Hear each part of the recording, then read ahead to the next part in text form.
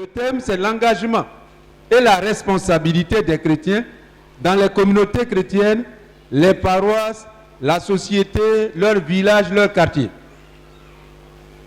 Alors j'ai dit, c'est fait en 7 points.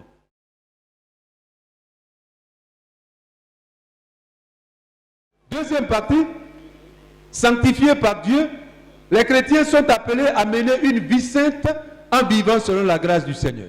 Voilà. Depuis hier nuit, aujourd'hui, c'est ça. Grâce à notre foi au Christ, Dieu nous a pardonné nos péchés. Il nous a délivrés de notre vie passée.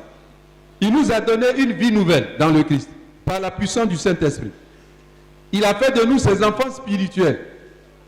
C'est pourquoi l'apôtre Paul dit, 1 Corinthiens 6, 11, vous avez été purifiés, vous avez été sanctifiés, vous avez été rendus justes devant Dieu au nom du Seigneur Jésus-Christ et par l'Esprit de notre Dieu. Voilà la dignité spirituelle de chaque baptisé. Voilà la bénédiction que Dieu nous accorde quand nous recevons le baptême. Quand nous croyons en Jésus, il nous purifie à ses yeux, il nous sanctifie, il nous délivre du mauvais, du mal, de nos péchés, de nos faiblesses. Il nous rend juste à ses yeux. Voilà le bonheur. Et donc le chrétien doit entretenir en lui, il doit conserver en lui cette vie nouvelle de la grâce. Tout baptisé est appelé à entretenir, à ne plus vivre comme ceux qui ne connaissent pas Dieu, ceux qui n'ont pas Dieu dans leur vie, ceux qui n'ont pas Jésus dans leur vie, ceux qui n'ont pas encore reçu l'Esprit Saint, ceux qui n'ont pas reçu la grâce du salut. Non. La différence chrétienne dans la vie doit se manifester entre le chrétien, son comportement, sa conduite, ses relations, sa manière d'agir, de penser, et ceux qui ne connaissent pas Dieu, qui n'ont pas Dieu dans leur vie. Vous, nous, par la grâce, par la foi, par le baptême, nous avons Dieu dans notre vie. Nous avons le Christ en nous. Nous avons le don spirituel du Saint-Esprit.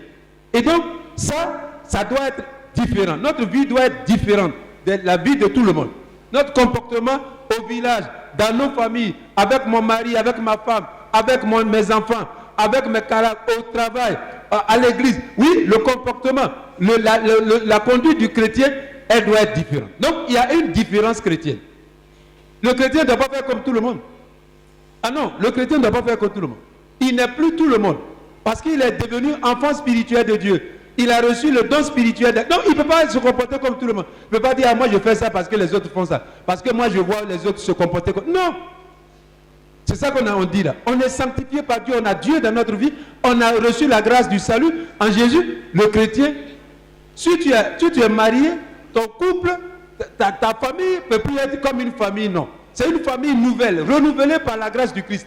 Donc, c'est la grâce du Christ qui doit réglementer votre comportement, votre conduite en couple, en famille, au travail, à l'église, au village, au quartier, dans la Côte d'Ivoire. Vivre selon la grâce du Christ. Il faut donc le chrétien, pour se comporter, pour se conduire, il doit toujours se demander, mais mon comportement là, quand si je me comporte comme ça, est-ce que c'est fidèle à la grâce que j'ai reçue de Jésus?